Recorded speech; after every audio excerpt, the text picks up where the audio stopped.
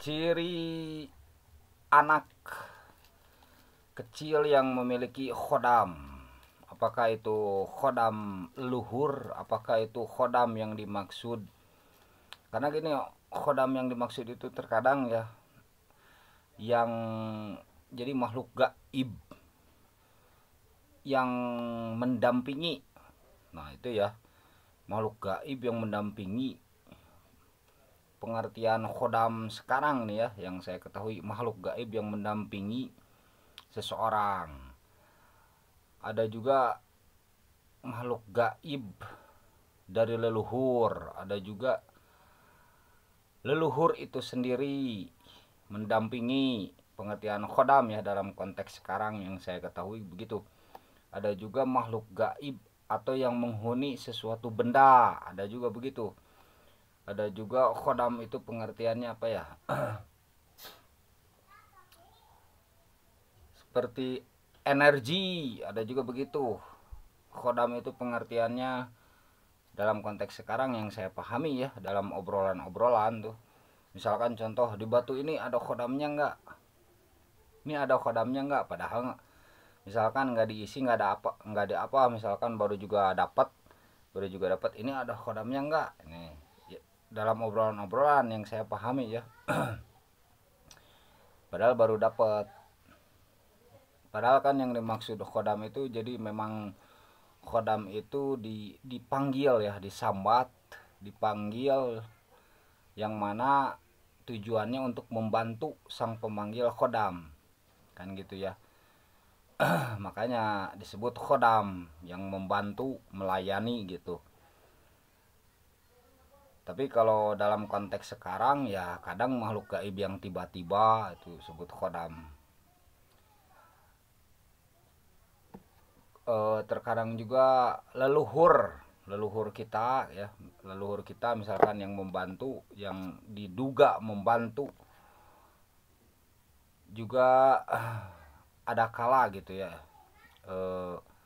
khodam disebutnya. Makanya ada khodam leluhur.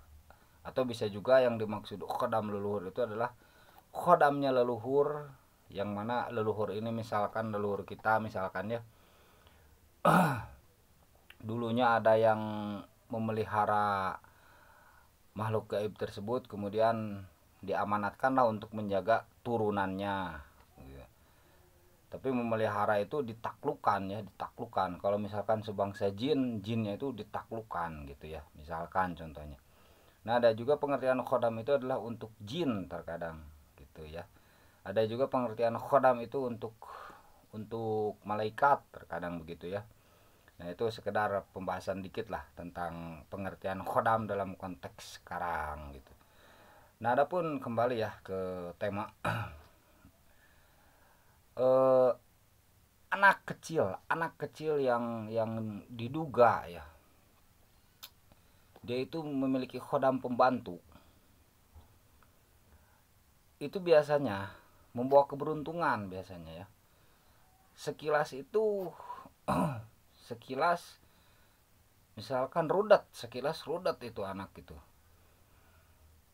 Tapi ketika dia minta uang, kita kasih dengan ikhlas, ataupun terserah mau ikhlas mau tidak ikhlas ya, masalah hati kan kita nggak tahu.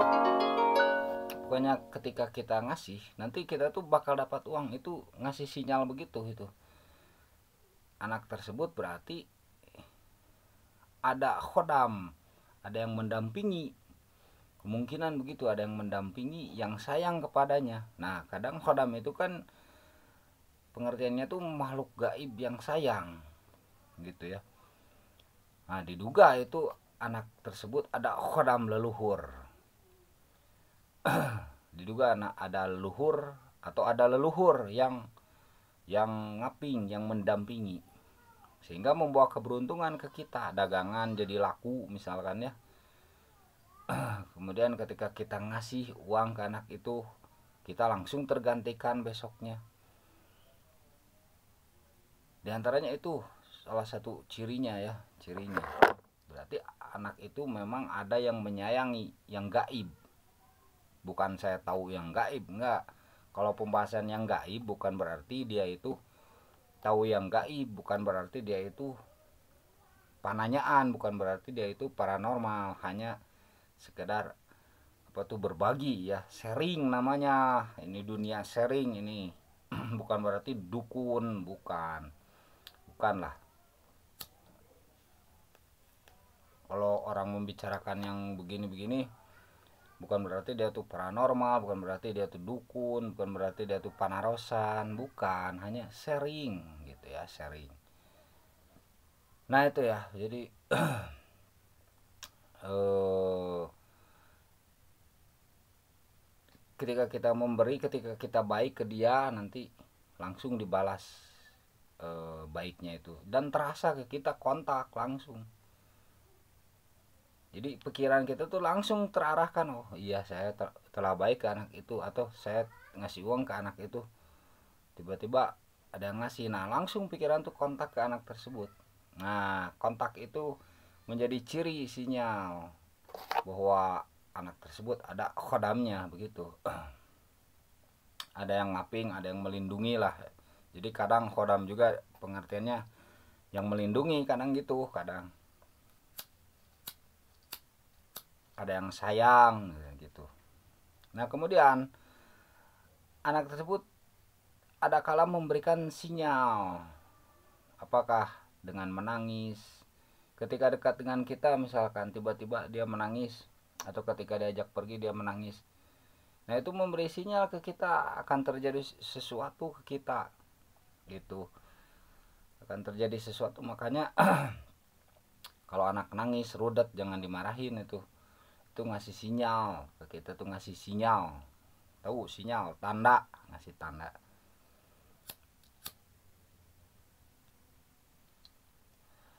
Ngasih tanda, tanda yang secara tidak langsung,